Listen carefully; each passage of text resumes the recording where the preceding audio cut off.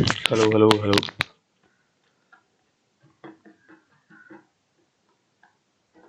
Hello all. എല്ലാവർക്കും സർവേയിങ്ങിൻ്റെ video ലെസണിലേക്ക് സ്വാഗതം. അപ്പോൾ ഞാൻ ഇത് EC1-നും EC2-നും വേണ്ടി ചെയ്യുന്ന റെക്കോർഡഡ് ലെസണാണ്. അപ്പോൾ ഈ സർവേയിങ്ങിൽ നമ്മുടെ പ്രോബ്ലം മാത്രമല്ല, ഞാൻ തിയറി ഉൾപ്പെടെ ഞാൻ ചെയ്തിട്ട് ആയിരിക്കും ഈ വീഡിയോ കംപ്ലീറ്റ് ചെയ്യുക. അപ്പോൾ എക്സ്ട്രാ പ്രോബ്ലംസ് എല്ലാം നമുക്ക് ഇവിടെ നോക്കാം. അപ്പോൾ ഈ വീഡിയോ നിങ്ങൾക്ക് എക്സാമിനും യൂസ് ആയിരിക്കും. ക്യാറ്റിന് മുന്നേ, അതായത് ക്യാറ്റ് ഫ്രൈഡേ ആണ് ക്യാറ്റെങ്കിൽ ഞാൻ തേഴ്സ്ഡേ വരെ ക്ലാസ് എടുത്തു കഴിഞ്ഞാൽ ഫസ്റ്റ് ടൈം പോർഷൻസ് ഒക്കെ എടുക്കുമ്പോൾ അത് ബുദ്ധിമുട്ടായിരിക്കും. അതുകൊണ്ട് ഞാൻ ഇതിപ്പോഴേ നിങ്ങൾക്ക് ഷെയർ ചെയ്യുവാണ് വൺസ് ഈ വീഡിയോ കംപ്ലീറ്റ് ആയതിനു ശേഷം. ഓക്കെ. അപ്പോൾ സർവേയിങ് ഞാൻ തിയറിയാണ് ആദ്യം പറയാൻ പോകുന്നത്. ഞാൻ ഈ PPT ഹൈറാർക്കി ഓർഡറിൽ പറഞ്ഞാണ് ഞാൻ പോകുന്നത്. അപ്പോൾ സർവേയിങ്ങിൽ നമ്മൾ എന്തിനാണ് സർവേ ചെയ്യുന്നത് എന്ന് ചോദിച്ചു കഴിഞ്ഞാൽ, നമ്മൾ എന്ത് കൺസ്ട്രക്ഷൻ ആക്ടിവിറ്റി നമ്മൾ ചെയ്യുമ്പോൾ നമുക്ക് സർവേയിങ് വളരെ മാൻഡേറ്ററി ആയിട്ടുള്ള ഒരു പ്രോസസ്സാണ്. ഇപ്പോൾ എനിക്ക് ഒരു ലാൻഡ് മേടിക്കണം. അപ്പോൾ നിങ്ങൾക്ക് ഇത് 1.5 2 ഇട്ട് എങ്ങനെ ഇട്ട് വേണം കാണാൻ കേട്ടോ. കുറേ തിയറി പോയിന്റ്സ് ആണ് ഞാൻ ഇവിടെ തുടക്കത്തിൽ പറയാൻ പോകുന്നത്. സെയിം സ്പീഡിൽ തന്നെ കാണണമെന്നില്ല. അപ്പോൾ എനിക്ക് ഒരു ലാൻഡ് മേടിക്കുമ്പോൾ ആ ലാൻഡ് ഞാൻ ഫസ്റ്റ് ഓഫ് ഓൾ എനിക്ക് കൃത്യമായിട്ട് ആ ലാൻഡ് എത്ര സെന്റ് ഉണ്ട് എന്ന് ഞാൻ കണ്ടുപിടിക്കണമെങ്കിൽ ഞാൻ സർവേ ചെയ്യണം. അത് എൻ്റെ പ്രൈമറി റിക്വയർമെന്റ്. പിന്നെ എൻ്റെ ആ ലാൻഡിൽ നിരപ്പായ പ്രദേശമാണോ അല്ലെങ്കിൽ താഴ്ചയും കുന്നും ഒക്കെ ഉള്ള രീതിയിലാണോ ആ ലാൻഡ് കിടക്കുന്നത്. നിരപ്പായ ലാൻഡുകൾ നമുക്ക് കിട്ടാനുള്ള സാധ്യതയില്ല. ചിലപ്പോൾ ഒരു കുന്നിന്റെ മുകളിൽ ഒരു ചരിഞ്ഞ ലാൻഡ് ആയിരിക്കും ചിലപ്പോൾ കിട്ടുക. അപ്പോൾ നമുക്ക് അതിന്റെ ഒരു ലെവല് നമുക്ക് അറിയണം. അതായത് എൻ്റെ ബിൽഡിങ്ങിന്റെ ഏറ്റവും താഴെ നിൽക്കുന്ന എൻ്റെ ലാൻഡിന്റെ ഏറ്റവും താഴെ നിൽക്കുന്ന പോയിന്റ് ഏതാണ്, ലാൻഡിന്റെ ഏറ്റവും മുകളിൽ നിൽക്കുന്ന പോയിന്റ് ഏതാണ്, എങ്ങനെയാണ് ആ ഒരു ലെവലിന്റെ വ്യത്യാസം വരുന്നത് എന്നൊക്കെ അറിയണം. എന്നാലേ ഞാൻ കൺസ്ട്രക്ഷൻ ചെയ്യുമ്പോൾ എനിക്ക് എത്രമാത്രം മണ്ണ് മാന്തി കളയണം, എത്രമാത്രം മണ്ണിട്ട് നികത്തി ലെവലാക്കി എടുക്കണം, ഇങ്ങനത്തെ കാര്യങ്ങളിലെല്ലാം ഒരു വ്യക്തമായിട്ടുള്ള ഒരു ഐഡിയ കിട്ടും. അപ്പോൾ സർവേയിങ് എന്ന് പറയുന്നത് നമുക്ക് ഒഴിച്ചുകൂടാൻ പറ്റാത്ത ഒരു പ്രോസസ്സാണ്. ഒരു കൺസ്ട്രക്ഷൻ ആക്ടിവിറ്റിയിൽ നമുക്ക് മാൻഡേറ്ററി ആയിട്ട് ചെയ്യേണ്ട ഒരു പ്രോസസ്സ്. അപ്പോൾ ഈ സർവേയിങ്ങിന്റെ എവല്യൂഷൻ എന്ന് പറയുന്നത്, നമുക്ക് സർവേയിങ്ങിനെ 1 മുതൽ 10 വരെ എന്ന രീതിയിൽ ഞാൻ അതിൻ്റെ ഒരു ഫസ്റ്റ് സ്റ്റെപ്പ് മുതൽ ലാസ്റ്റ് സ്റ്റെപ്പ് വരെ കറന്റ് എങ്ങനെയാണ് സർവേയിങ് നിൽക്കുന്നത് എന്ന് ചോദിച്ചു കഴിഞ്ഞാൽ നമുക്ക് പറയാം. റെക്കഗ്നൈസൻസ് എന്ന് പറയുന്ന സർവേ തൊട്ട് നമുക്ക് GPS വരെ സർവേ ഇപ്പോൾ വളർന്നത് ഇപ്പോൾ ഉണ്ട്. റെക്കഗ്നൈസൻസ് എന്ന് പറയുന്നത് പേര് ഭയങ്കര ഭീകരമാണെങ്കിലും സിമ്പിളാണ്. നമ്മൾ സ്ഥലത്ത് പോയിട്ട് നോക്കി പറയുക എന്നുള്ളതാണ് റെക്കഗ്നൈസൻസ് എന്ന് പറയുന്നത്. ഒരു എക്സ്പീരിയൻസ്ഡ് ആയിട്ടുള്ള ഒരു എഞ്ചിനീയറിന് ഒരു സൈറ്റിൽ പോയിട്ട് റെക്കോർഡിംഗ് ഓൺ അല്ലേ, ഞാൻ ഒന്നുകൂടെ ചെക്ക് ചെയ്തോട്ടെ. റെക്കോർഡിംഗ് ഓൺ ആണ്. ഓക്കെ.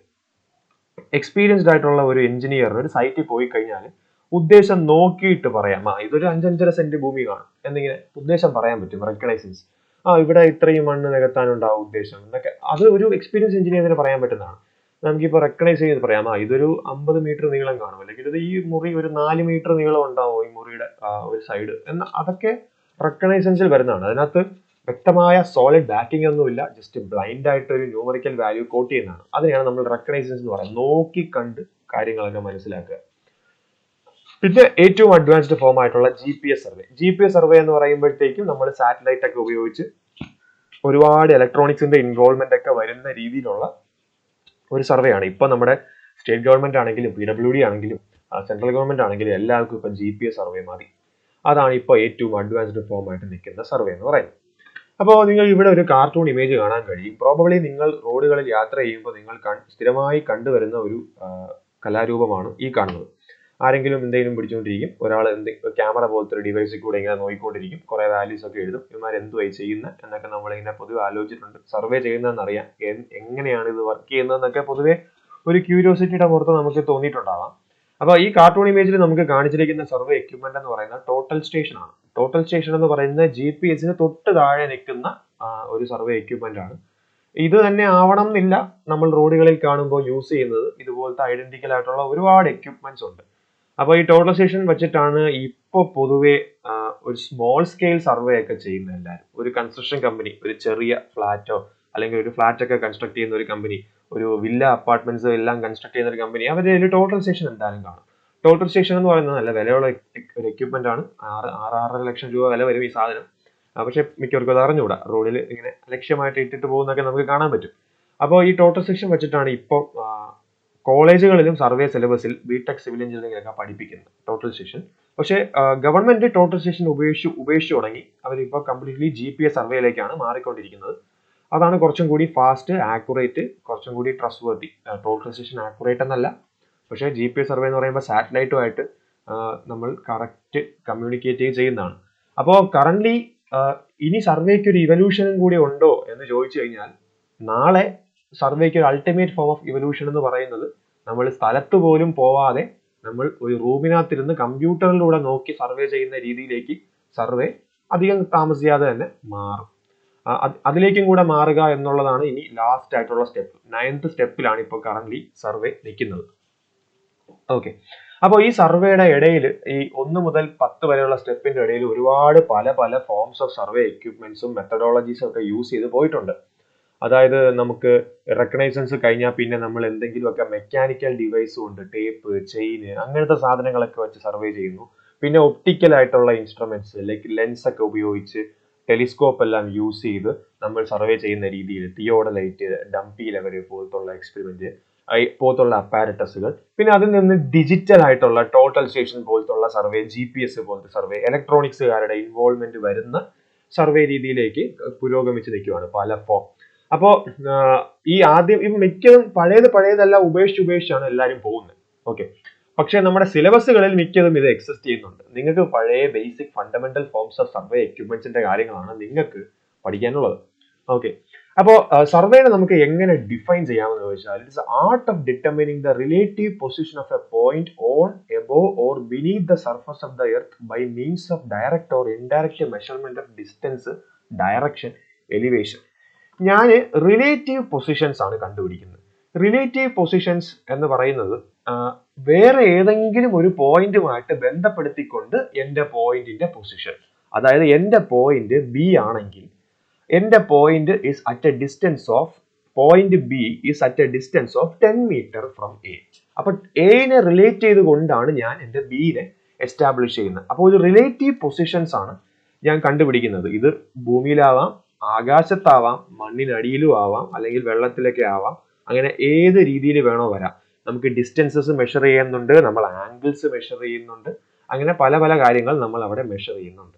അപ്പോൾ ഈ എലിവേഷൻ എന്ന് പറയുന്ന ഒരു ടേം നിങ്ങളിപ്പോൾ ഇവിടെ നോട്ടീസ് ചെയ്തിട്ടുണ്ടാവും. എലിവേഷൻ എന്ന് പറയുന്നത് എന്താണ്?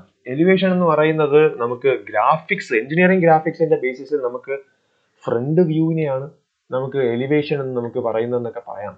എങ്കിലും എലിവേഷൻ എന്ന് പറയുന്നത് സർവേയിലേക്ക് വരുമ്പോൾ ഒരു പോയിന്റിന്റെ മറ്റൊരു പോയിന്റുമായിട്ട് ബന്ധപ്പെടുത്തി ആദ്യത്തെ പോയിന്റ് എത്ര ഹൈറ്റ് ഡിഫറൻസിലാണ് സ്ഥിതി ചെയ്യുന്നത് എന്നതാണ് എലിവേഷൻ എന്ന് പറയുന്നത്. അപ്പൊ ഹൈറ്റ് എന്ന് വിളിച്ചൂടെ എലിവേഷനെ എന്ന് ചോദിച്ചാൽ വിളിക്കാൻ പറ്റില്ല.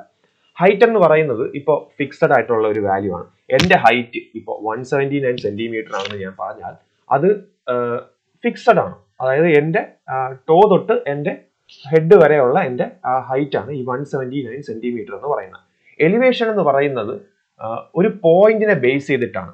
ഫോർ എക്സാമ്പിൾ, ഇപ്പൊ നമ്മുടെ കോളേജിന്റെ ക്ലാസ് റൂം തന്നെ എടുത്തു കഴിഞ്ഞാൽ ഫസ്റ്റ് ഫ്ലോറിൽ നിന്ന് എൻ്റെ എലിവേഷൻ എന്ന് പറയുന്നതും ഗ്രൗണ്ട് ഫ്ലോറിൽ നിന്ന് എൻ്റെ എലിവേഷൻ എന്ന് പറയുന്നതും തമ്മിൽ വ്യത്യാസമുണ്ട്, വാല്യൂ വ്യത്യാസമുണ്ട്. അപ്പൊ എലിവേഷൻ എന്ന് പറയുന്നത് ആണ് സർവേയിൽ നമ്മൾ യൂസ് ചെയ്യാൻ പോകുന്ന ടേം. ഒരു പോയിന്റിനെ ബേസ് ചെയ്തുകൊണ്ട് എൻ്റെ പോയിന്റിന്റെ പൊസിഷൻ പ്രിസൈസ്ലി പറഞ്ഞാൽ അത് എത്ര ഹൈറ്റ് ഡിഫറൻസിലാണ് അത് ലൊക്കേറ്റ് ചെയ്യുന്നത്. എന്തിനാണ് സർവേയുടെ പ്രധാനപ്പെട്ട ഒബ്ജക്റ്റീവ്സ് എന്ന് ചോദിച്ചാൽ നമുക്ക് പ്ലാനും മാപ്പും വരയ്ക്കാനാണ്. നമ്മൾ ഈ കാണുന്ന തിരുവനന്തപുരത്തിന്റെ മാപ്പ്, കേരളത്തിന്റെ മാപ്പ്, ഇന്ത്യയുടെ മാപ്പ്, ലോകത്തിന്റെ മാപ്പ്, ഇതെല്ലാം സർവേ ചെയ്ത് തന്നെ ഡെവലപ്പ് ചെയ്ത് എടുത്തിരിക്കുന്ന സാധനമാണ്. അപ്പൊ നമുക്ക് മാപ്പുകൾ വ്യക്തമായിട്ട് വരയ്ക്കുക. പലതരം മാപ്പുകളുണ്ട്. ചില മാപ്പുകളിൽ പറയുന്നത് പ്രോബബ്ലി അതിന്റെ ഭൂമിയുടെ ഒരു ഘടനയായിരിക്കും. അതായത് അതിന്റെ ടോപ്പോഗ്രഫിയാണ്, കുന്നാണോ കുഴിയാണോ നിരപ്പായ ലാൻഡ് ആണോ. ചില മാപ്പുകൾ പറയുന്നത് ഇമ്പോർട്ടൻ്റ് ആയിട്ടുള്ള പ്ലേസുകളായിരിക്കും. അതായത് നമ്മുടെ അമ്പലം, പള്ളി, സ്കൂള്, ഹോസ്പിറ്റൽ, ഇതിനൊക്കെ പ്രയോറിറ്റി കൊടുത്തുള്ള മാപ്പുകൾ. ചിലത് സ്റ്റേറ്റ് ബൗണ്ടറി ആയിരിക്കും പറയുന്നത്. സ്റ്റേറ്റ് ബൗണ്ടറി, സ്റ്റേറ്റിലെ പ്രധാനപ്പെട്ട സ്ഥലങ്ങൾ. ചില മാപ്പുകൾ പറയുന്നത് സോയിൽ ടൈപ്പ് ആയിരിക്കും പറയുന്നത്. ഇന്ന ഏരിയയിൽ ഇന്ന സോയിൽ, ഇന്ന ഏരിയയിൽ ലാറ്ററൈറ്റ്, ഇന്ന ഏരിയയിൽ ക്ലേ സോയിൽ. അങ്ങനെ പല റിക്വയർമെന്റിന് നമ്മൾ പല പല മാപ്പുകൾ ഒരേ ഏരിയക്ക് തന്നെ നമുക്ക് ഡെവലപ്പ് ചെയ്യാൻ പറ്റും. അപ്പൊ സർവേയുടെ അൾട്ടിമേറ്റ് ഒബ്ജക്റ്റീവ് എന്ന് പറഞ്ഞാൽ മാപ്പ് ഡെവലപ്പ് ചെയ്യുക എന്നുള്ളതാണ്. എന്തിനാണ് സർവേയുടെ പേർപ്പസ്? സർവേയുടെ പേർപ്പസുകൾ നമുക്ക് പറയാം. Preparing archaeological, geological and military map. Archaeological എന്ന് പറയുന്നത് പുരാവസ്തുപരമായിട്ടുള്ള കാര്യങ്ങൾ മാർക്ക് ചെയ്യുന്ന രീതിയിലുള്ള മാപ്പ്. ജിയോളജിക്കൽ എന്ന് പറയുന്നത് ഭൂമി ശാസ്ത്രപരമായിട്ടുള്ള കാര്യങ്ങളാണ്. എന്ത് തരം മണ്ണാണ് അവിടെ കാണുന്നത്, അവിടെയുള്ള പാറ ഇഗ്നിയസ് റോക്ക് ആണോ, സെഡിമെന്ററി റോക്ക് ആണോ, മെറ്റമോർഫിക് റോക്ക് ആണോ, ഇങ്ങനത്തെ കാര്യങ്ങളെല്ലാം ആണ് ജിയോളജിക്കൽ സർവേയിൽ വരുന്നത്. മിലിറ്ററി സർവേ എന്ന് പറയുമ്പോൾ മിലിറ്ററി ആർമിയുടെ പർപ്പസിന് വേണ്ടി ഉപയോഗിക്കുന്ന, ഡെവലപ്പ് ചെയ്തെടുക്കുന്ന സർവേ ആണ്. വളരെ വളരെ ഏറ്റവും കൂടുതൽ ഇൻഫോർമേഷൻസ് ഏറ്റവും പ്രിസൈസ് ആയിട്ടും ആക്യുറേറ്റ് ആയിട്ടും ചെയ്യേണ്ട ഒരു സർവേ ആണ്. അപ്പൊ നമ്മുടെ ഞാൻ ക്ലാസ്സിൽ പറഞ്ഞത് തന്നെ ഒരു കാര്യമാണ്. അപ്പൊ മിലിറ്ററിയുടെ കയ്യിൽ ഒരുപാട് മാപ്പും കാര്യങ്ങളൊക്കെ കാണും. കോമൺ ആൾക്കാർക്ക് അക്സസബിൾ ആകാത്ത മാപ്പുകൾ, അതിന്റെ ഡീറ്റെയിൽസ് ഒക്കെ ഉണ്ടെങ്കിൽ എൻ്റെ അമ്മോ ഇത്രയും സാധനങ്ങൾ ഇത്രയും ഡീറ്റെയിലോടെയൊക്കെ ഇവരെ കയ്യിൽ കീപ്പ് ചെയ്യുന്നുണ്ടല്ലേ എന്ന് നമുക്ക് തന്നെ തോന്നിപ്പോകും. ബൗണ്ടറി പോയിന്റ്സ്, പ്രോപ്പർട്ടീസിന്റെ എസ്റ്റാബ്ലിഷ് ചെയ്യുക, അതിർത്തി തിരിക്കുക ഭൂമിയിലെ, അതിന് നമ്മൾ സർവേ ചെയ്തേ പറ്റൂ. Measurement of quantities in cutting and filling using contour. Contour എന്താണെന്ന് ഞാൻ പിന്നീട് പറയാം. കട്ടിംഗ് ആൻഡ് ഫില്ലിംഗ് എന്ന് പറയുന്നത് ഒരു ലാൻഡ് നമ്മൾ നോക്കുമ്പോൾ അവിടെ ഞാൻ പണി ചെയ്യണമെങ്കിൽ അതിന് നിരപ്പായ ലാൻഡ് ആക്കണം ഐഡിയലി. അപ്പൊ അത് നിരപ്പായിട്ടുള്ള ലാൻഡ് ആയിരിക്കില്ല മിക്ക ഭൂമികളും. അപ്പൊ അവിടെ ചിലപ്പോൾ കുന്ന് കാണും, ചിലപ്പോൾ കുഴി കാണും, ചിലപ്പോൾ മൊത്തം ഒരു അൺഈവൻ അൺഡുലേറ്റഡ് സർഫസ് ആയിരിക്കും. അപ്പൊ കട്ടിംഗ് എന്ന് പറഞ്ഞാൽ എത്ര മണ്ണ് ഞാൻ ചെത്തിക്കളയണം അതിനെ നിരപ്പാക്കാൻ. ഫില്ലിംഗ് എന്ന് പറഞ്ഞാൽ എത്ര ഞാൻ മണ്ണിട്ട് പൊക്കണം അതിനെ നിരപ്പാക്കി എടുക്കാൻ. അപ്പൊ അതൊക്കെ അറിയണമെങ്കിൽ നമ്മൾ സർവേ ചെയ്യണം. അതിനാണ് നമ്മൾ കോണ്ടോർ എന്ന് പറയുന്ന സാധനം ഉപയോഗിക്കുന്നത്. കോണ്ടോർ എന്ന് പറയുന്നത് ലെവൽ ഡിഫറൻസസ് കാണിക്കുന്ന ഒരു മാപ്പാണ്. കോണ്ടോർ മാപ്പ് എന്ന് പറയും. അത് നമുക്ക് ബേസിക് സിവിൽ പഠിക്കാനില്ല, S3 സിവിലിൽ പഠിക്കാനുള്ള കാര്യമാണ്. അതുകൊണ്ട് നമുക്കത് വിട്ടേക്കാം. Measurement of distance between 2 points. അത് 2 പോയിന്റുകൾ തമ്മിലുള്ള ദൂരം അളക്കുക. ഡിറ്റർമിനേഷൻ ഓഫ് റിലേറ്റീവ് പൊസിഷൻ, ഒരു പോയിന്റിന്റെ പൊസിഷൻ കണ്ടുപിടിക്കുക വിത്ത് റെസ്പെക്ട് ടു ഒരു reference point. Layout of alignment of engineering structures. Engineering സ്ട്രക്ചറിന്റെ ലേഔട്ട്, നമ്മൾ അലൈൻമെന്റിന്റെ ഒക്കെ ലേഔട്ട് നമ്മൾ വരയ്ക്കുക. ഇപ്പൊ റോഡിന്റെ അലൈൻമെന്റ് എങ്ങനെ പോകണം, റോഡ് എവിടെ കൂടെയൊക്കെ കയറി പോകണം, എവിടെ വെച്ച് വളയണം, എവിടെ വെച്ച് തിരിയണം, എവിടെ വെച്ച് സ്ട്രൈറ്റ് ആയിട്ട് പോകണം, അതുപോലെ ഈ റെയിൽവേ ട്രാക്കിന്റെ അലൈൻമെന്റ്, ഇങ്ങനത്തെ കാര്യങ്ങളെല്ലാം സെറ്റ് ചെയ്യാൻ നമ്മൾ സർവേ നമുക്ക് മാൻഡേറ്ററി ആണ്. അപ്പൊ സർവേ നമുക്ക് ഒരിക്കലും ഒഴിച്ചുകൂടാൻ പറ്റാത്ത ഒരു കാര്യമാണ്. പിന്നെ നമുക്ക് സർവേ ഞാൻ പറഞ്ഞല്ലോ, ആ 10th സ്റ്റെപ്പ് എടുത്തു കഴിഞ്ഞാൽ നമുക്ക് വെയിൽ കൊള്ളാൻ പോലും സൈറ്റിൽ പോകണ്ട. ഒരു നല്ലൊരു കമ്പ്യൂട്ടർ ഉണ്ടെങ്കിൽ GPS ഒക്കെ വെച്ച് നമുക്ക് വീട്ടിൽ ഇരുന്ന് റൂമിൽ ഇരുന്ന് തന്നെ ചെയ്തെടുക്കാൻ പറ്റുന്ന രീതിയിലേക്ക് സർവേ ഡെവലപ്പ് ആവും. ഓക്കെ, ഇനി നമുക്ക് സർവേനെ നമുക്ക് ഡിവിഷൻ എങ്ങനെ ചെയ്യാം നമുക്ക് നോക്കാം. പ്ലെയിൻ സർവേയും ജിയോഡറ്റിക് സർവേ എന്ന് പറഞ്ഞ് 2 സർവേ ഉണ്ട്. അപ്പോൾ പ്ലെയിൻ സർവേ പേര് സൂചിപ്പിക്കുന്ന പോലെ തന്നെ നമ്മൾ ഫ്ലാറ്റ് എർത്ത് തിയറി ഒന്നും നമ്മൾ അവിടെ വിശ്വസിക്കുന്നില്ല. നമ്മൾ ഭൂമി ഒരു ഉരുണ്ട ഒരു ഗോളമാണ് എന്ന് നമ്മൾ സങ്കല്പിക്കുന്നുണ്ട് എന്നാണ് നമ്മൾ പുട്ട് ഫോർവേഡ് ചെയ്യുന്നതെങ്കിലും അത് തന്നെയാണ് യഥാർത്ഥം. അപ്പോൾ നമ്മൾ അവിടെ പ്ലെയിൻ സർവേയിൽ നമ്മൾ ആ ഒരു സ്പെറിക്കൽ നേച്ചർ നമ്മൾ അവിടെ കൺസിഡർ ചെയ്യില്ല. നമ്മൾ ചെറിയ ഡിസ്റ്റൻസ് ഒക്കെയാണ് നമ്മൾ എടുക്കുന്നതെങ്കിൽ അതിനെ പ്ലെയിൻ ആയിട്ട് തന്നെ, ഹൊറിസോണ്ടൽ പ്ലെയിൻ ആയിട്ട് തന്നെ നമ്മൾ അവിടെ കൺസിഡർ ചെയ്യും. അപ്പോൾ എർത്തിന്റെ കർവേച്ചർ നമ്മൾ അവിടെ നെഗ്ലക്ട് ചെയ്യുന്നു. അങ്ങനെയുള്ള സർവേനെയാണ് നമ്മൾ പ്ലെയിൻ സർവേ എന്ന് പറയുന്നത്. അപ്പൊ അവിടെ ഞാൻ ഒരു ട്രയാങ്കിൾ ഒബ്റ്റെയിൻ ചെയ്ത് കഴിഞ്ഞാൽ, മാപ്പിൽ ABC എന്ന് പറഞ്ഞ 3 പോയിന്റ് കണക്ട് ചെയ്ത് ഞാൻ ഒരു ട്രയാങ്കിൾ സർവേ ചെയ്ത് ഒബ്റ്റെയിൻ ചെയ്ത് കഴിഞ്ഞാൽ അതിന്റെ ഇന്റീരിയർ ആംഗിൾസിന്റെ സം എന്ന് പറയുന്നത് എപ്പോഴും 180 ഡിഗ്രി ആയിരിക്കും പ്ലെയിൻ സർവേയിൽ. All level lines are considered straight and all plum lines are considered parallel. Level lines എല്ലാം സ്ട്രെയിറ്റ് ലൈൻസ് ആയിരിക്കും പ്ലെയിൻ സർവേയിൽ. പക്ഷെ യഥാർത്ഥത്തിൽ ലെവൽ ലൈൻസ് എന്ന് പറയുന്നത് കേർവ്ഡ് ആണ്, ഭൂമിയുടെ കർവേച്ചർ നമ്മൾ കൺസിഡർ ചെയ്താൽ. അപ്പോൾ കർവേച്ചർ കൺസിഡർ ചെയ്യാത്തതുകൊണ്ട് ലെവൽ ലൈൻസ് എല്ലാം സ്ട്രെയിറ്റ് ലൈൻസ് ആയിരിക്കും. Plum lines are considered parallel. Plum lines എന്ന് പറഞ്ഞാൽ ഗ്രാവിറ്റിയുടെ ഡയറക്ഷനിൽ വരുന്ന ലൈൻ എല്ലാം പാരലൽ ആയിട്ടാണ് നമ്മൾ അവിടെ കൺസിഡർ ചെയ്യുന്നത്. അപ്പോൾ എങ്ങനെ നമ്മൾ ഒരു സർവേ പ്ലെയിൻ ആയിട്ട് ചെയ്യണോ അതോ കർവേച്ചർ കൺസിഡർ ചെയ്ത് ചെയ്യണോ എന്ന് നമ്മൾ തീരുമാനിക്കുന്ന ഒരു ഘടകമുണ്ട്. അപ്പോൾ അതിലേക്ക് പോകുന്നതിന് മുന്നേ നമുക്ക് ജിയോഡറ്റിക് സർവേ വരാം. ജിയോഡറ്റിക് സർവേ എന്ന് പറഞ്ഞാൽ എർത്തിന്റെ കർവേച്ചർ നമ്മൾ കൺസിഡർ ചെയ്യുന്നുണ്ട്. അപ്പോൾ നമ്മൾ ലൈനുകൾ നമുക്ക് കേർവ്ഡ് ആയിട്ടുള്ള ഫോമിലായിരിക്കും നമുക്ക് ഇവിടെ കിട്ടുക. ഓക്കെ, അപ്പൊ ഞാൻ ABC എന്ന് പറഞ്ഞ 3 പോയിന്റിനെ കണക്ട് ചെയ്ത് ഞാൻ ഒരു ട്രയാങ്കിൾ ഡെവലപ്പ് ചെയ്ത് കഴിഞ്ഞാൽ അതിന്റെ ഇന്റീരിയർ ആംഗിൾസിന്റെ സമ്മ് 180 ഡിഗ്രി ആയിരിക്കില്ല. കേർവ് ആയിട്ടുള്ള ആസ്പെക്ട് നമ്മൾ കൺസിഡർ ചെയ്യുമ്പോൾ അതാണ് ജിയോഡറ്റിക് സർവേയുടെ ഒരു വ്യത്യാസം. അപ്പൊ ജിയോഡറ്റിക് സർവേ ആണോ ഒരു ലാൻഡ് ഞാൻ ചെയ്യേണ്ടത്, പ്ലെയിൻ സർവേ ആണോ ചെയ്യേണ്ടതെന്ന് ചോദിച്ചാൽ നാച്ചുറലി നമുക്ക് തോന്നാം ഭൂമി ശരിക്കും ഉരുണ്ടതാണ്, അപ്പോൾ ജിയോഡറ്റിക് സർവേ ചെയ്യുന്നതല്ലേ നല്ലത്. പ്ലെയിൻ സർവേ എന്ന് പറയുമ്പോൾ നമ്മൾ ആ ഉരുണ്ട ഷേപ്പിനെ നമ്മൾ നെഗ്ലക്ട് ചെയ്ത് കഴിഞ്ഞാൽ നമുക്ക് എറർ വരില്ലേ എന്നൊരു സംശയം നമുക്ക് തോന്നാം. പക്ഷെ അത് നെഗ്ലിജിബിൾ ആയിരിക്കും ആ ഒരു എറർ എന്ന് പറയുന്നത്. കാരണം ചെറിയ ലാൻഡ് ആണ് നമ്മൾ കൺസിഡർ ചെയ്യുന്നതെങ്കിൽ. അപ്പൊ ഇതെങ്ങനെ സ്പ്ലിറ്റ് ചെയ്യാമെന്ന് വെച്ചാൽ 18.5 കിലോമീറ്ററിന് മുകളിലാണ് നമുക്ക് സർവേ ചെയ്യേണ്ട ഡിസ്റ്റൻസ് എങ്കിൽ 18.5 കിലോമീറ്ററിന് മുകളിലാണ് നമുക്ക് സർവേ ചെയ്യേണ്ട ഡിസ്റ്റൻസ് എങ്കിൽ നമ്മൾ അതിനെ ജിയോഡറ്റിക് സർവേയിലേ ചെയ്യത്തുള്ളൂ. അതിൽ താഴെയുള്ള ഒരു ഡിസ്റ്റൻസ് ആണെങ്കിൽ നമുക്ക് പ്ലെയിൻ സർവേ ചെയ്യാം. ഇനി അതുപോലെ തന്നെ ഏരിയ വെച്ച് പറയുവാണെങ്കിൽ 260 സ്ക്വയർ കിലോമീറ്ററിനേക്കാൾ ഏരിയ കൂടിയാൽ, ചിലവർ 250 പറയാറുണ്ട്, 260 സ്ക്വയർ കിലോമീറ്ററിനേക്കാൾ ഏരിയ കൂടിയാൽ നമ്മൾ ജിയോഡറ്റിക് സർവേ ചെയ്യണം. അതിൽ താഴെയാണെങ്കിൽ നമ്മൾ പ്ലെയിൻ സർവേ ആയിരിക്കണം അവിടെ ചെയ്യേണ്ടത്. അങ്ങനെയാണ് നമുക്ക് സർവേനെ നമുക്ക് ഡിവൈഡ് ചെയ്യാൻ പറ്റുക.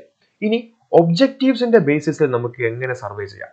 എഞ്ചിനീയറിംഗ് സർവേ, എഞ്ചിനീയറിംഗ് ആസ്പെക്റ്റിന് വേണ്ടി നമ്മൾ ചെയ്യുന്ന സർവേ. എനിക്കൊരു വീട് വെക്കണം, എനിക്കൊരു ഫ്ലാറ്റ് കെട്ടണം, എനിക്കൊരു ഡാം കെട്ടണം, ബ്രിഡ്ജ് കെട്ടണം, റോഡ് കെട്ടണം, ഇതിനൊക്കെ ഞാൻ ആ ആസ്പെക്ട് മനസ്സിൽ വെച്ചുകൊണ്ട് ഞാൻ ചെയ്യുന്ന സർവേനെ അതിന് കുറെ റിക്വയർമെന്റ്സ് കാണും. എന്റെ കൺസ്ട്രക്ഷൻ റിക്വയർമെന്റ് ഇന്നതൊക്കെ ആണെങ്കിൽ സർവേക്കും ഇന്ന റിക്വയർമെന്റ്സ് കാണും. ഇന്ന കാര്യങ്ങൾ ഞാൻ അതിനകത്ത് അടയാളപ്പെടുത്തണം എന്ന് വ്യക്തമായിട്ട് ഉണ്ട്. ഫോർ എക്സാമ്പിൾ, ഞാനിപ്പോൾ ഒരു റോഡ് സർവേ ചെയ്യുവാണ്, ഒരു റോഡ് വികസനം അല്ലെങ്കിൽ റോഡിന്റെ വീതി കൂട്ടുന്ന ഒരു സർവേ ചെയ്യുവാണെങ്കിൽ അതൊരു എഞ്ചിനീയറിംഗ് സർവേ ആണ്. അപ്പോൾ ഞാൻ സർവേ ചെയ്യുമ്പോൾ ആ റോഡ് വീതി കൂടുമ്പോൾ അത് വരാൻ പോകുന്ന സ്ഥലങ്ങൾ, അവിടെ വീടുകളുണ്ടോ, അവിടെ വീടുകളുണ്ടെങ്കിൽ അവരെയൊക്കെ ഒഴിപ്പിക്കേണ്ടി വരും. അപ്പം മാപ്പിൽ ഇത്ര വീടുകളാണ് വരുന്നത്, ഇത്രയും പേരെയൊക്കെ നമുക്ക് ഒഴിപ്പിക്കേണ്ടി വരും. ഇവിടെ ഒരു മത സ്ഥാപനമോ അല്ലെങ്കിൽ ഒരു ആരാധനാലയമുണ്ട്, ഒരു അമ്പലമുണ്ട്, ഒരു പള്ളിയുണ്ട്, ആ പള്ളി അങ്ങനെ ഒഴിപ്പിക്കാൻ പറ്റുന്ന ഒരു കാര്യമല്ല. അവിടെ നമുക്ക് റോഡിനെ ഒന്ന് ഡൈവേർട്ട് ചെയ്ത് നമുക്ക് വേറൊരു സൈഡിൽ കൂടെ കൊണ്ടുപോയില്ലെങ്കിൽ ഒരു കമ്മ്യൂണൽ പ്രശ്നം ഉണ്ടാവും. അങ്ങനത്തെ കുറച്ച് കാര്യങ്ങളൊക്കെ നമ്മൾ വ്യക്തമായിട്ട് മാർക്ക് ചെയ്ത് പ്രയോറിറ്റി ചെയ്ത് പോകും. അതാണ് എഞ്ചിനീയറിംഗ് സർവേ. മൈൻ സർവേ അഥവാ ആർക്കിയോളജിക്കൽ സർവേ എന്ന് പറഞ്ഞാൽ ഈ പുരാവസ്തുപരമായിട്ടുള്ള കാര്യങ്ങൾ, റിസർച്ച് ഓറിയന്റഡ് ആയിട്ടുള്ള സർവേസ് ഒക്കെയാണ് അതിനകത്ത് നമ്മൾ ഡെപ്പിക്ട് ചെയ്യുക. ജിയോളജിക്കൽ സർവേ എന്ന് പറയുന്നത് ഭൂമിശാസ്ത്രപരമായിട്ടുള്ള കാര്യങ്ങൾ, മണ്ണാണെങ്കിലോ അല്ലെങ്കിൽ ഭൂമിയുടെ സർഫസിന്റെ നേച്ചർ, അത് കുന്ന് ഉള്ള ഏരിയ ആണോ പ്ലെയിൻ ഏരിയ ആണോ, അങ്ങനെ ജിയോളജിക്കൽ ആയിട്ടുള്ള ആസ്പെക്ട്സ് നമ്മൾ ഇവിടെ കൺസിഡർ ചെയ്യുന്നു. മിലിറ്ററി സർവേ എന്ന് പറയുമ്പോൾ മിലിറ്ററിക്ക് വേണ്ടി നമ്മൾ ചെയ്യുന്ന അല്ലെങ്കിൽ മിലിറ്ററി ചെയ്യുന്ന സർവേ ആണ് മിലിറ്ററി സർവേ എന്ന് പറയുന്നത്. അവിടെ ടു ബി ഓണസ്റ്റ് ഏറ്റവും കൂടുതൽ ഇൻഫോർമേഷൻ നമുക്ക് തരാൻ പോകുന്ന സർവേ എന്ന് പറയുന്നത് മിലിറ്ററി സർവേ ആയിരിക്കും. വളരെ വളരെ വളരെ മൈന്യൂട്ട് ഡീറ്റെയിൽസിന് വരെ അവിടെ നല്ല പ്രയോറിറ്റി കൊടുത്തിട്ടായിരിക്കും ഈ സർവേ ചെയ്യുക. Based on nature or field of survey, nature of ഫീൽഡിനെ ബേസ് ചെയ്ത് ഞാൻ സർവേനെ ക്ലാസിഫൈ ചെയ്താൽ ലാൻഡ് സർവേ ഒന്ന്, പിന്നെ ഒന്ന് ഹൈഡ്രോഗ്രാഫിക് സർവേ, പിന്നെ ഒന്ന് അസ്ട്രോണമിക്കൽ സർവേ. ലാൻഡ് സർവേ പേര് സൂചിപ്പിക്കുന്ന പോലെ തന്നെ ഭൂമി നമ്മൾ സർവേ ചെയ്യുന്നു. അതിനെ നമുക്ക് മൂന്നായിട്ട് ക്ലാസിഫൈ ചെയ്യണം: topographical survey, cadastral survey, city survey. Cadastral സർവേനെ നമ്മൾ പൊതുവെ ജനറൽ ആയിട്ട് ലാൻഡ് സർവേ എന്നും പറയാറുണ്ട്. ടോപ്പോഗ്രഫിക്കൽ സർവേ എന്ന് പറഞ്ഞാൽ നമ്മുടെ ലാൻഡിന്റെ ഘടന, അത് പരന്നതാണോ, അത് ഏറ്റക്കുറച്ചിലുകൾ വരുന്ന രീതിയിലുള്ള ഒരു ഭൂമിയാണോ, കുന്നാണോ, കുഴിയാണോ, അങ്ങനെ മൊത്തം ആ ഒരു ലാൻഡിന്റെ ടോപ്പോഗ്രഫിയാണ് നമ്മൾ അവിടെ പറയുന്നത്.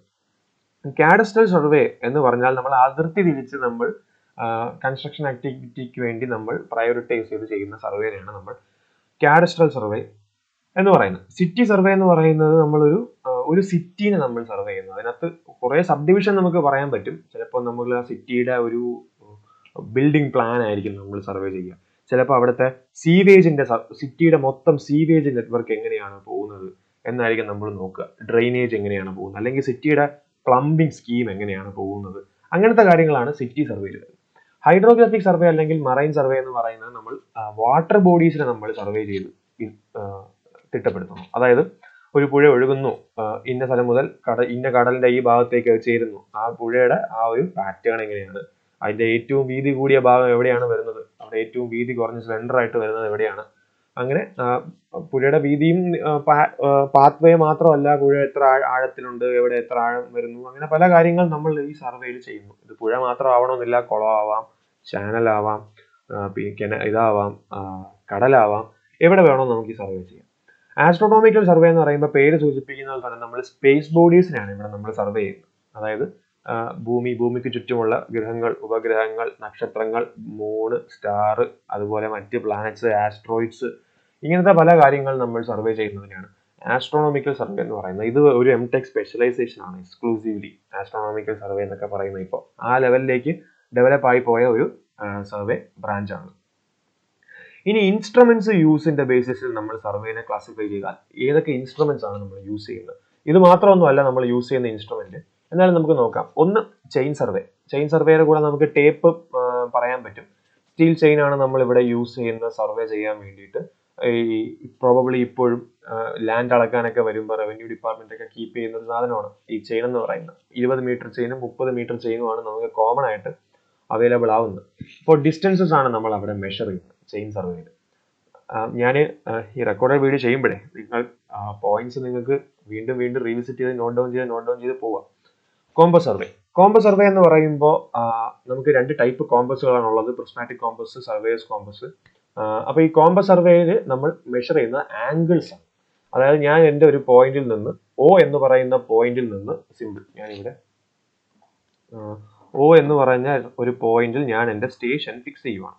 O എന്ന് പറയുന്ന പോയിന്റിൽ ഞാൻ എൻ്റെ സ്റ്റേഷൻ ഫിക്സ് ചെയ്യുന്നു. എന്നിട്ട് ഞാൻ A എന്ന് പറയുന്ന പോയിന്റിലേക്ക് നോക്കുന്നു. അപ്പോൾ OA എന്ന് പറയുന്നത് 0 ഡിഗ്രി അല്ലെങ്കിൽ ഹൊറിസോണ്ടൽ ലൈനായിട്ട് കൺസിഡർ ചെയ്താൽ B എന്ന് പറയുന്ന പോയിന്റിലേക്ക് ഞാൻ നോക്കുമ്പോൾ B പോയിന്റ് ലൊക്കേറ്റ് ചെയ്യുമ്പോൾ ഇത് എത്ര ആംഗിൾ ആണ് ഇവിടെ നിന്ന് മൂവ് ചെയ്തിരിക്കുന്നത്, ചിലപ്പോൾ ഒരു 35 ഡിഗ്രി ഒക്കെ ആയിരിക്കും.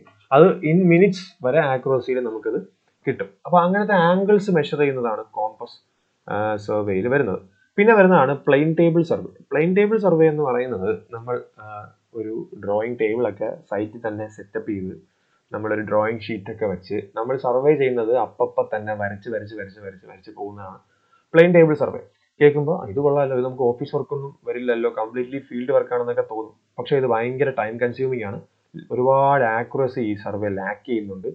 ക്ലൈമറ്റിക് ഫാക്ടേഴ്സ് ഒക്കെ ഭയങ്കര പ്രശ്നമാണ്. നമുക്ക് പെട്ടെന്ന് ആ ടേബിൾ നമ്മൾ വയ്ക്കുമ്പോൾ നമുക്ക് സർവേ തുടങ്ങി തൊട്ട് തീരുന്ന വരെ ആ ടേബിളിന്റെ പൊസിഷൻ ഒരു പെർട്ടിക്കുലർ ഇൻസ്റ്റന്റ് വരെ നമുക്ക് മാറ്റണം എന്ന റിക്വയർമെന്റ് വരുമ്പോഴല്ലാതെ ആ ടേബിൾ അവിടെ നിന്ന് അനങ്ങാൻ പാടില്ല. അപ്പം നമ്മൾ ഒരു 3-4 മണിക്കൂർ നമ്മൾ കണ്ടിന്യൂസ് ആയിട്ട് കഷ്ടപ്പെട്ട് സർവേ ചെയ്ത് ഒരു ഡ്രോയിങ് എല്ലാം ഡെവലപ്പ് ചെയ്തുകൊണ്ടിരിക്കുമ്പോൾ ഒരു മഴ പെയ്തു കഴിഞ്ഞാൽ ടേബിൾ എടുത്തുകൊണ്ട് പോകാൻ പറ്റില്ല. അപ്പോൾ നമ്മൾ ആ മഴ പെയ്യുമ്പോൾ നമ്മുടെ സർവേ എല്ലാം നശിച്ചു പോകാനുള്ള സാധ്യതയുണ്ട്. കുടയൊക്കെ പിടിക്കാം ശരിയാണ്, പക്ഷെ അത് ഭയങ്കര പ്രാക്ടിക്കൽ ഡിഫിക്കൽറ്റി ഉണ്ട്. പ്ലെയിൻ ടേബിൾ സർവേ നമ്മൾ ഓഫീസ് വർക്കൊന്നുമില്ല, ഫീൽഡ് വർക്ക് മാത്രം നമ്മൾ സർവേ ചെയ്യുന്നു. നമ്മൾ അപ്പം വരച്ച് ചെയ്യുന്നതിൻ്റെ കൂടെ തന്നെ നമ്മൾ വരച്ച് ഈ സാധനം കൊണ്ടുപോകുന്നു. അപ്പോൾ ഈ സർവേ എന്ന് പറയുന്നത് ഇപ്പോൾ KTU സിലബസിൽ പോലും ഇല്ല, എടുത്തു മാറ്റിയ സാധനമാണ്. നമ്മളൊക്കെ പഠിക്കുന്ന സമയത്ത് നമുക്ക് മാൻഡേറ്ററി ആയിട്ട് ലാബ് ചെയ്യേണ്ട ഒരു സാധനമാണ് ഈ പ്ലെയിൻ ടേബിൾ സർവേ എന്ന് പറയുന്നത്. പിന്നെ ഉള്ളതാണ് ലെവലിംഗ് എന്ന് പറയുമ്പോൾ നമ്മൾ ഒരു പോയിന്റ് എത്ര പൊക്കത്തിൽ നിൽക്കുന്നു വേറൊരു പോയിന്റുമായിട്ട് ബന്ധപ്പെട്ട്, ഒരു പോയിന്റ് എത്ര കുഴിയിൽ നിൽക്കുന്നു, എത്ര താഴ്ചയിൽ നിൽക്കുന്നു വേറൊരു പോയിന്റുമായിട്ട് ബന്ധപ്പെട്ട്, ഇങ്ങനത്തെ കാര്യങ്ങൾ നമ്മൾ കണ്ടുപിടിക്കുന്നതാണ് ലെവലിംഗ് നമ്മൾ ചെയ്യുന്നത്. ലെവലിംഗിന്റെ പ്രോബ്ലംസ് ആണ് നമുക്ക് പഠിക്കാനുള്ളത്. നമുക്ക് ലെവലിംഗിന്റെ ന്യൂമറിക്കൽ പ്രോബ്ലംസ് ആണ് നമുക്ക് പഠിക്കാനുള്ളത്. അപ്പൊ ലെവലിംഗ് നമ്മൾ എന്തിനാണ് ചെയ്യുന്നതെന്ന് വെച്ചാൽ ഞാൻ നേരത്തെ പറഞ്ഞ പോലെ തന്നെ എത്ര കട്ടിംഗ് വേണം, എത്ര ഫില്ലിംഗ് വേണം, ഈ കാര്യങ്ങളെല്ലാം നമ്മൾ ചെയ്യുന്ന വെർട്ടിക്കൽ ഡിസ്റ്റൻസസ് ആണ് നമ്മൾ അവിടെ മെഷർ ചെയ്യുന്നത് ലെവലിംഗ് ചെയ്യാൻ വേണ്ടിയിട്ട്. പിന്നെ വരുന്നതാണ് തിയോഡലൈറ്റ്. ടോട്ടൽ സെഷനിലേക്ക് ഞാൻ വരാം.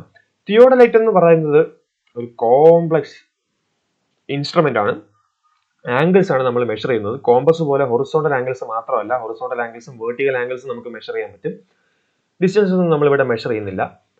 അപ്പോൾ ഈ തിയോഡലൈറ്റ് എന്ന് പറയുന്നത് ഏറ്റവും പാടായിട്ടുള്ള ഒരു സർവേ എക്യുപ്മെന്റ് ആണ്. ലാബിലൊക്കെ ഇത് പിള്ളേർക്ക് കിട്ടിക്കഴിഞ്ഞാൽ ഇത് കിട്ടിക്കഴിഞ്ഞാൽ ലാബ് തോക്കുമോ എന്നുള്ള രീതിയിൽ പിള്ളേർ പേടിക്കുന്ന ഒരു എക്സ്പെരിമെന്റ് ആണ് ഈ തിയോഡലൈറ്റ് എന്ന് പറയുന്നത്. അത്ര കോംപ്ലക്സ് ആണ്. ഒരുപാട് സ്ക്രൂ, ഒരുപാട് ലെൻസ്, ഒരു മൊത്തത്തിൽ കാണുമ്പോൾ തന്നെ പേടിയാവും ആ ഇൻസ്ട്രുമെന്റ്. നിങ്ങൾക്ക് എന്തായാലും പഠിക്കാനില്ല, വർക്ക്ഷോപ്പിൽ നിങ്ങൾക്ക് ഡെമോൺസ്ട്രേഷനും ഇല്ല.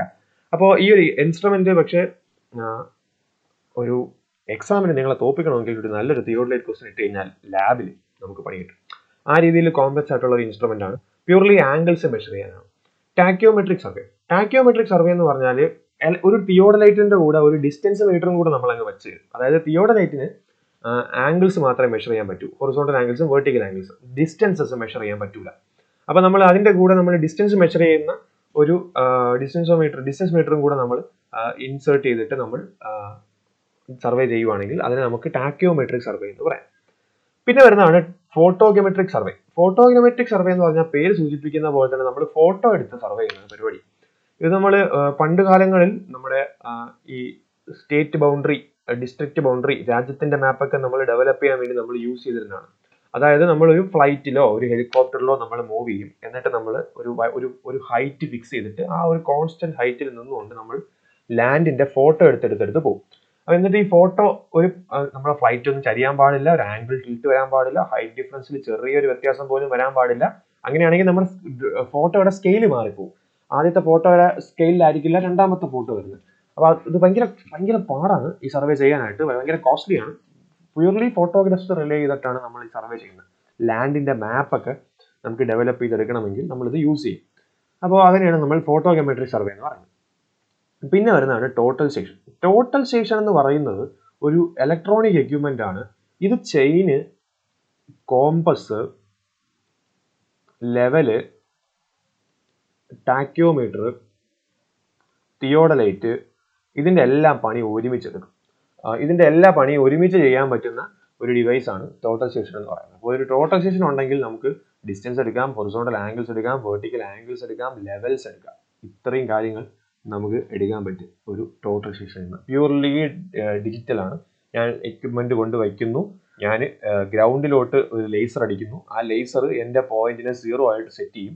എന്നിട്ട് ഞാൻ ദൂരെ ഒരു മരം കാണുന്നു, ആ മരത്തിലേക്ക് ഞാൻ ഫോക്കസ് ചെയ്യുന്നു, അവിടെ ലേസർ അടിക്കുന്നു. ലേസർ അടിക്കുമ്പോൾ എൻ്റെ ഡിവൈസിൽ തന്നെ അപ്പം തന്നെ കാണിക്കും എൻ്റെ പോയിന്റും ആ മരവും തമ്മിലുള്ള ഡിസ്റ്റൻസ് എത്രയാണ്. അത്രേ ഉള്ളൂ. സിമ്പിൾ, വളരെ സിമ്പിൾ, വളരെ ക്വിക്കായിട്ട് ചെയ്യാൻ പറ്റുന്ന സാധനമാണ്. അപ്പോൾ ഇതൊക്കെയാണ് ഈ ടോട്ടൽ സ്റ്റേഷനാണ് കറന്റ് സിവിൽ ലാബുകളിൽ പിള്ളേരെ കൊണ്ട് പ്രയോറിറ്റൈസ് ചെയ്ത് ചെയ്യിപ്പിക്കുന്നത്. ഗവൺമെന്റ് ടോട്ടൽ സ്റ്റേഷൻ ഇപ്പോൾ ഉപയോഗിച്ച് തുടങ്ങി. ഇപ്പോൾ GPS കംപ്ലീറ്റ് ആയിട്ട് മാറിക്കൊണ്ടിരിക്കുകയാണ്. പിന്നെ ലാസ്റ്റ് ഫോമിലേക്ക് വരുന്നതാണ് GPS സർവേ. ടോട്ടൽ സ്റ്റേഷൻ നിങ്ങൾക്ക് ഡീറ്റെയിൽ ആയിട്ട് പഠിക്കാനുണ്ട്. GPS സർവേ എന്ന് പറയുമ്പോൾ എനിക്കറിയാം സാറ്റലൈറ്റ്സ് യൂസ് ചെയ്തിട്ടാണ് നമ്മളവിടെ സർവേ ചെയ്യുന്നത്. മഞ്ഞക്കുറ്റി ഒന്നും നമുക്ക് ഇടണ്ട.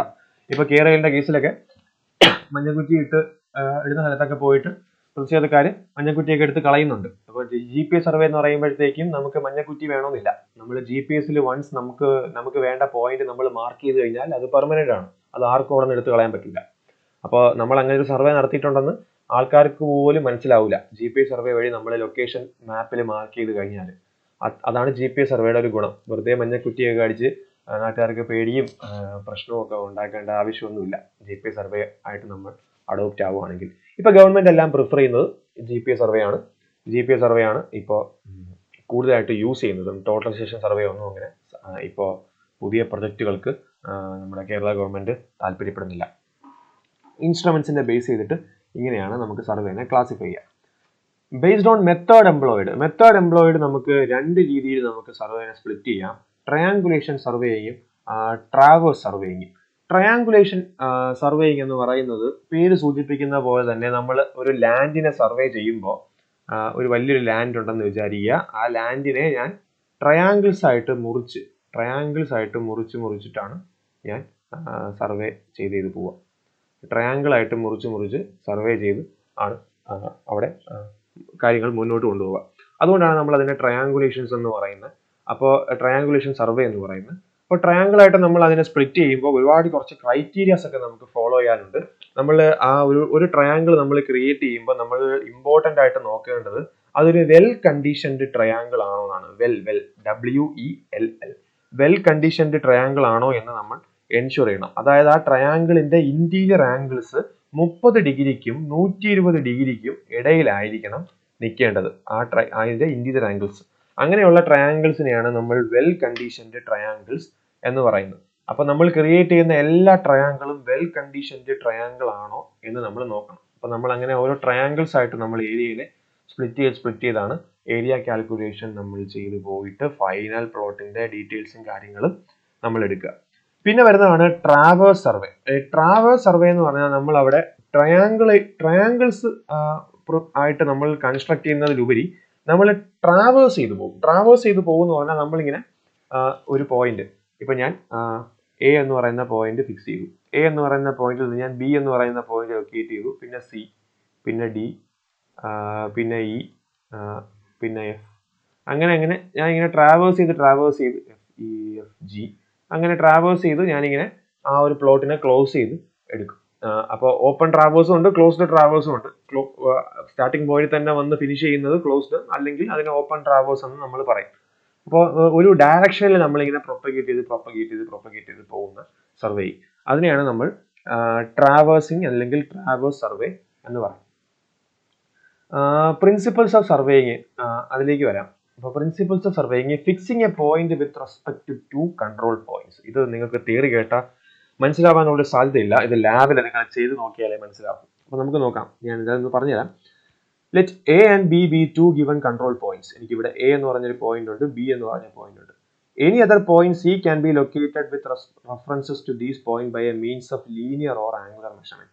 എനിക്ക് സി എന്ന് പറയുന്ന ഒരു പോയിന്റ് ലൊക്കേറ്റ് ചെയ്യണമെങ്കിൽ എനിക്ക് ഒന്നുകിൽ 2 ലീനിയർ മെഷർമെന്റ്സ് എടുക്കാം, അല്ലെങ്കിൽ ആംഗുലർ മെഷർമെന്റ്സ് എടുക്കാം. ഇപ്പോൾ D1ഉം D2ഉം എന്ന് പറഞ്ഞ ഡിസ്റ്റൻസസ് എനിക്ക് വ്യക്തമായിട്ട് അറിയാമെങ്കിൽ D1 D2 വെച്ചിട്ട് എനിക്ക് സി എന്ന് പറയുന്ന പോയിന്റ് ലൊക്കേറ്റ് ചെയ്യാം.